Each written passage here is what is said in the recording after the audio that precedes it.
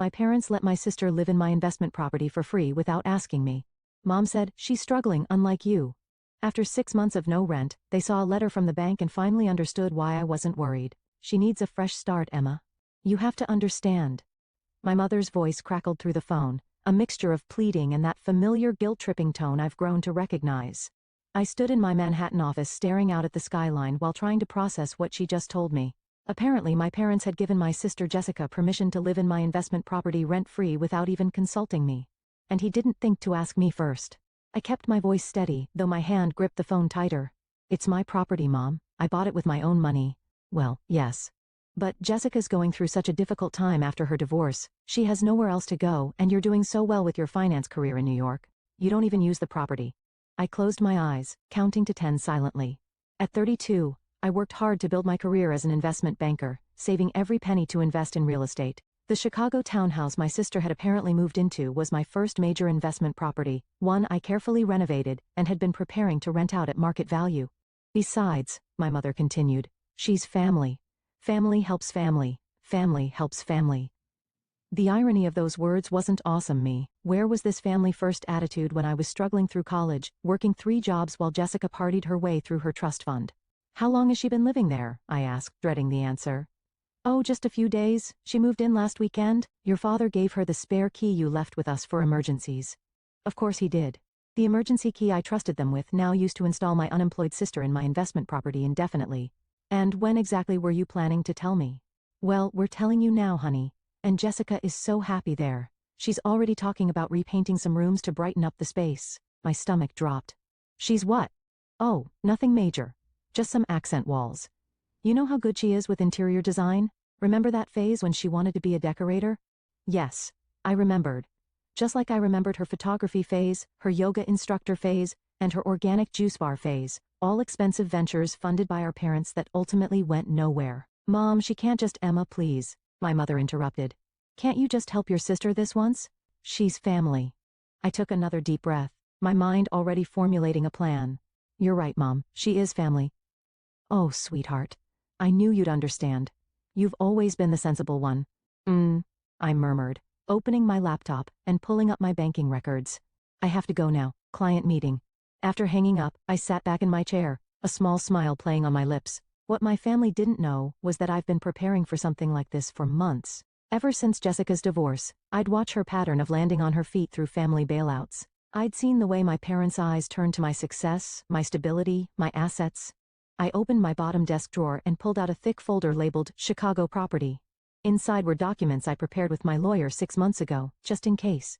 Legal notices, property regulations, and most importantly, the paperwork for the property's new status as part of my corporate holdings. You see, the townhouse wasn't just in my name anymore. It was now owned by my LLC, with strict legal protocols for occupancy and use. Any unauthorized residence could be considered trespassing under corporate property laws. I set it up this way specifically to protect against family emergencies. My phone buzzed with a text from Jessica. Thanks for letting me crash at your place. You're the best big sis ever. PTO, do you mind if I redo the kitchen cabinets? The current ones are so dated. I didn't respond. Instead, I picked up my office phone and dialed my lawyer's number. Sarah, it's Emma. Remember that scenario we planned for with the Chicago property? It's happening. Yes, exactly as we predicted. Can you start the process? I spent the next hour reviewing the documents with Sarah, setting everything in motion. The property management company would be notified, formal notices would be prepared, and the corporate oversight protocols would be activated. What about your parents? Sarah asked. They're not going to be happy when they realize what's happening. They're not going to know until it's too late, I replied. Besides, they gave up any right to an opinion when they handed out my spare key without permission. My computer pinged with an email from Jessica. This one with attached photos of furniture she was planning to buy for her new place with our parents' credit card. No doubt. How long do you want to wait before initiating the process? Sarah asked. I thought about all the times I'd watched Jessica take advantage of our parents' generosity, all the times they'd expected me to understand, to accommodate, to give in because family helps family. Let's give it 6 months, I decided.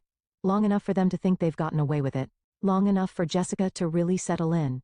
Long enough for everyone to forget whose property it really is. And then we remind them exactly why you don't take what isn't yours, even if you're family.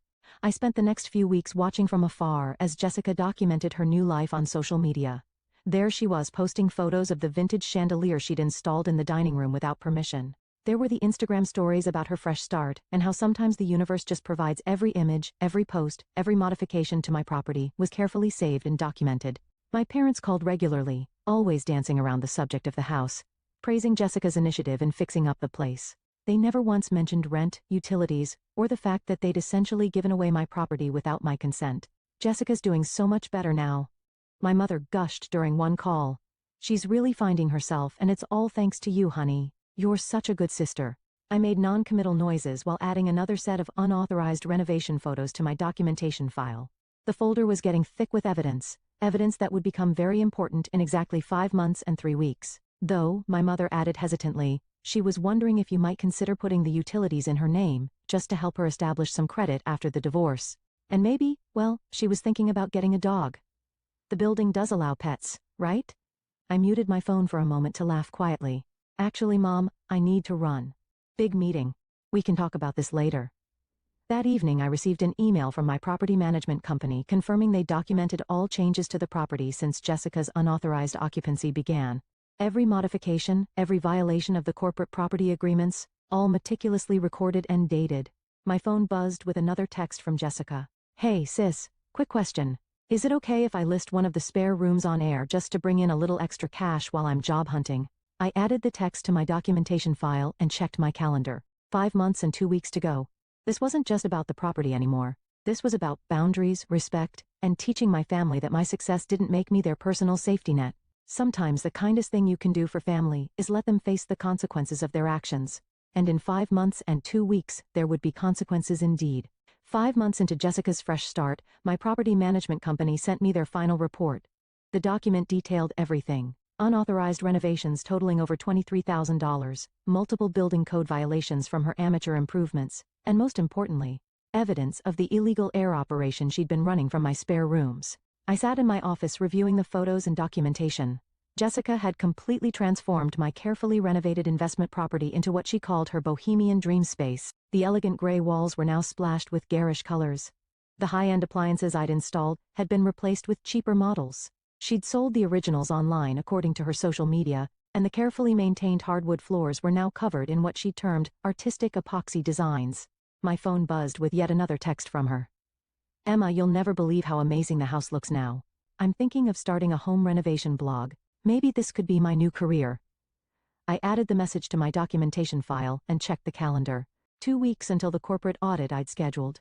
2 weeks until my family learned exactly what happens when you mistake kindness for weakness. Are you sure about this timing? Sarah asked during our final review meeting.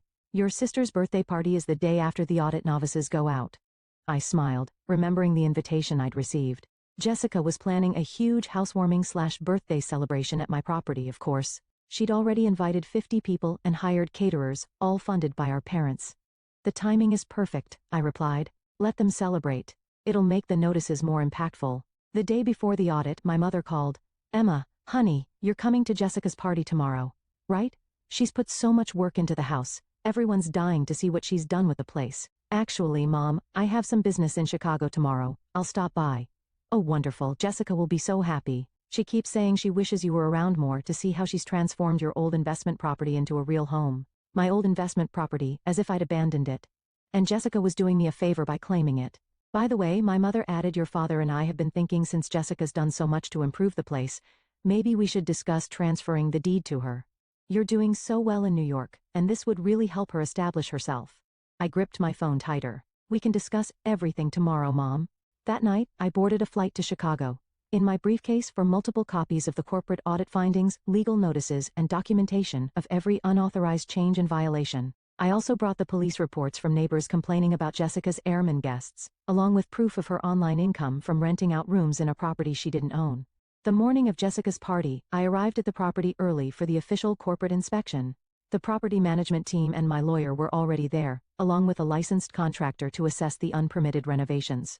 The building code violations alone, the contractor whistled, reviewing the changes. The electrical work in the kitchen isn't up to code.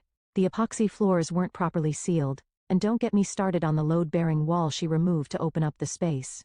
I documented everything, then checked my watch. 3 hours until the party. Right on cue, my phone buzzed with a message from Jessica. Where are you? The caterers are here, and I need help setting up. Detail. Wait until you see what I did with your old home office. It's a meditation room now, complete with a water feature. I forwarded the message to my lawyer who added it to our file. The notices are ready, she confirmed. Would you like us to serve them during or after the party? I thought about my mother's casual suggestion of transferring the deed about Jessica's entitled alterations to my property. About 6 months of watching them take advantage of my success. During, I decided, let them celebrate first. Let them really showcase everything they've done to my property, then we'll show them exactly who owns this house. And it's not just me anymore. The guests started arriving at 4. I watched from my car as Jessica welcomed everyone, playing the role of proud homeowner. Through the windows, I could see my parents beaming as she gave tours, probably bragging about all her improvements. At exactly 5:30, as the party was in full swing, my property management team arrived with the official notices. I stepped out of my car, straightened my jacket, and walked toward the house I'd bought with years of hard work and careful planning. Time to remind my family that sometimes the most expensive lessons are the ones you thought would be free. Emma. Jessica squealed as I walked in, rushing to hug me. You're finally here, isn't the house amazing? I've done so much with it. Behind her I saw my parents' faces light up. They hadn't noticed the team of people following me in, clipboards and documents in hand. Yes, I said calmly. Let's talk about exactly what you've done with my property. The room grew quiet as my lawyer stepped forward, notices in hand. Jessica's champagne glass froze halfway to her lips as she finally registered the official-looking documents being placed on her upcycled coffee table. Sometimes the best revenge isn't about getting even. It's about standing your ground and letting others face the consequences of their actions. And as I watched realization dawn on my family's faces, I knew this was just the beginning. The silence that fell over the party was deafening. Jessica's perfectly manicured hand trembled as she picked up the top document from the stack. What is this? She stammered, her eyes scanning the official letterhead. This, my lawyer, Sarah, stepped forward, is a formal notice of unauthorized occupancy and property violations issued by EJM Holdings, LC, the legal owner of this property. EJM Holdings? My father interrupted, moving closer. Emma, what's going on? I maintained my composed demeanor as party guests started whispering among themselves. EJM Holdings is my corporate entity, Dad. The property was transferred to it 6 months ago, right around the time you gave Jessica my emergency key. My mother's face paled. But that's just a technicality, right? This is still your house. No, Mom. This is a corporate property subject to corporate rules and regulations, rules that have been repeatedly violated over the past 6 months. Jessica's boyfriend, a self-proclaimed real estate investor she met at a yoga retreat, tried to interject. Hey, come on, this is family stuff. You can't be serious with all this corporate mumbo-jumbo. Sarah pulled out another document. Actually, we're very serious. We have documented evidence of multiple building code violations, unauthorized structural changes, and most concerningly illegal subletting through air. The crowd grew quieter. Jessica's champagne glass slipped from her hand, shattering on the epoxy-covered floor she'd been so proud of. Those were just temporary guests, she protested. Friends staying over. Friends who paid $200 per night through your air listing. I asked quietly, pulling up screenshots on my phone. The one where you advertise this corporate property as your own. My father stepped forward, his face reddening. Now listen here, Emma, your sister needed help. We were just what, Dad? Just giving away property that wasn't yours. Just allowing unauthorized renovations that have compromised the building's structural integrity. Just looking the other way while Jessica ran an illegal rental business. The contractor who'd inspected the property earlier stepped forward. Ma'am, would you like me to detail the code violations we found? Jessica burst into tears. This isn't fair. I made this place better. Look at how beautiful everything is now. I looked around at her improvements, the removed, low-bearing wall, the amateur electrical work, the tacky epoxy floors. Better? You've created thousands of dollars in damage and violations that will need to be corrected. Thousands, my mother whispered. Sarah nodded. The initial estimate for bringing the property back to code is approximately $45,000, and that's before we address the illegal rental income. My father's face went from red to purple. This is ridiculous. You can't do this to your own sister. Actually, I can, and I'm not doing anything. These are simply the consequences of her actions. Actions you enabled. The property manager stepped forward with more papers. We have documentation of every unauthorized change, every violation, and every illegal rental transaction. We also have evidence of the original fixtures and appliances being sold online. Jessica's tears turned to anger. Those ugly appliances, I replaced them with better ones. Those ugly appliances were commercial grade and worth over $15,000. I replied calmly. Appliances you had no right to sell. My mother grabbed my arm. Emma, please. We can work this out as a family. There's no need for all this legal nonsense. I gently removed her hand. That's where you're wrong, Mom. This stopped being a family matter the moment you and Dad decided to give away property that wasn't yours. The moment Jessica decided to treat my investment as her personal renovation project, but I needed a fresh start, Jessica wailed. After the divorce, your fresh start doesn't entitle you to my property. I cut her off. Your divorce doesn't give you the right to make unauthorized changes, sell things that aren't yours, or run an illegal rental business. The party guests were quietly filing out, leaving behind half-empty glasses and plates of untouched food. Jessica's boyfriend had mysteriously disappeared along with most of her so-called friends. Sarah cleared her throat. According to our documentation, Miss Jessica Harrison has earned approximately $22,000 through unauthorized short-term rentals of corporate property. This income, along with the proceeds from selling corporate assets, will need to be repaid. Jessica collapsed onto her vintage-inspired sofa. I don't have that kind of money. I spent it on improving this place. Improving? I laughed softly. You mean damaging. Every change you made without permission, every structural alteration without permits, every violation of building code, it's all documented. And it all has to be fixed. My father tried one last time. Emma, be reasonable. What do you expect your sister to do? Where is she supposed to go? I met his gaze steadily. That's not my problem, Dad. Just like it wasn't your property to give away. Jessica has exactly 30 days to vacate the premises and begin repayment of damages and illegal rental income. 30 days, my mother gasped. But all her things are here. She's built a life here. She built a life on stolen property, Sarah interjected. The 30 days is a courtesy. Given the extent of violations, we could demand immediate evacuation. Jessica jumped up. You can't do this. Mom, Dad, tell her she can't do this. I watched my parents exchange helpless glances, finally realizing they had no power here. Their casual disregard for my property rights, their entitled assumption that Jessica's needs trumped my ownership. It was all crumbling around them. The property will be restored to its original condition. I continued calmly. Any cost not covered by the repayment of the legal rental income will be your responsibility, Jessica. And yes, we will pursue legal action if necessary. Legal action, my mother whispered. You'd sue your own sister. You mean like how you tried to manipulate me into transferring the deed to her? I asked. Yes, Mom. I heard your suggestion earlier. Consider this my response. The property manager handed out final copies of the novices. All communication regarding this matter should now go through our legal department. Any attempts to further modify the property or continue unauthorized rentals will result in immediate legal action. I turned to leave, then paused. Oh, and Jessica, happy birthday. Consider this your wake-up call. Sometimes the best gifts are the lessons we never wanted to learn. As I walked out of the house, my house, I heard Jessica's sobs, my mother's pleading, and my father's angry muttering. But for the first time in months, I felt at peace. Sometimes standing your ground means being the bad guy in someone else's story, but I'd rather be the bad guy than the doormat they tried to make me. Let them call me cruel, let them paint me as the heartless corporate sister who wouldn't help family. I knew the truth. Sometimes the kindest thing you can do for family is let them face the consequences of their actions. 6 months after Jessica's disastrous birthday party, I stood in my newly restored Chicago property surveying the changes. The walls were back to their original elegant gray. The load-bearing wall had been properly reinstalled, and new commercial-grade appliances gleamed in the kitchen.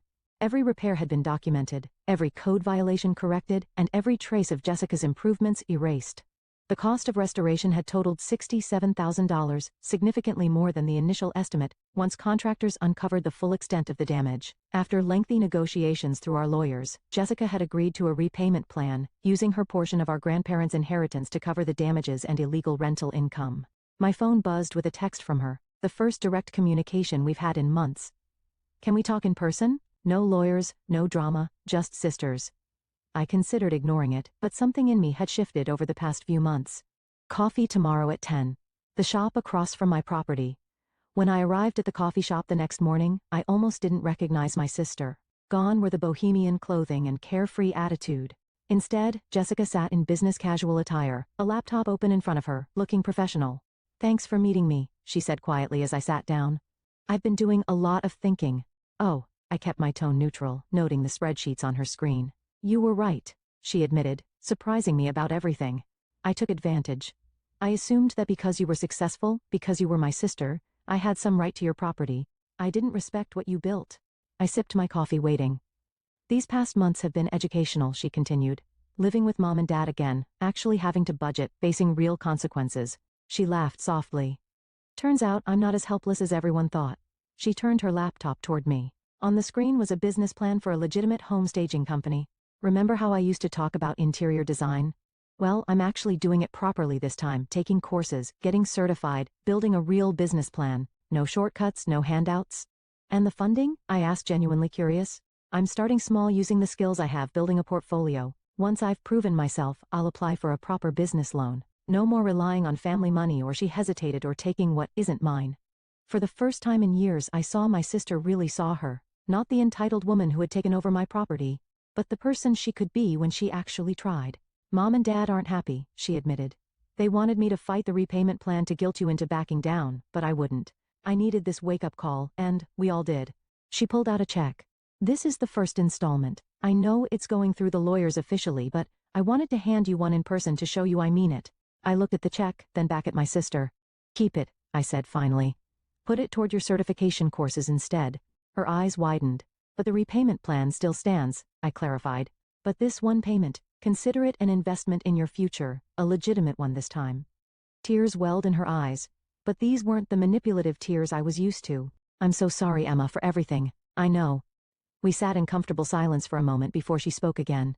Dad's selling his boat to help cover the repairs. He said it's the least he can do since he gave away your key. And Mom's actually talking to a therapist about her enabling tendencies. I raised an eyebrow. This was unexpected. Your actions didn't just wake me up, Jessica explained. They made all of us look at our patterns, how we took advantage, how we justified it because of family ties. She gathered her things, preparing to leave for her certification class. I'm not asking for forgiveness yet. I know I need to earn that. But I want you to know you did the right thing. Even if it felt cruel at the time, you did what none of us have the courage to do. You broke the cycle. After she left, I walked back to my property. The afternoon sun streamed through the windows, highlighting everything that had been restored.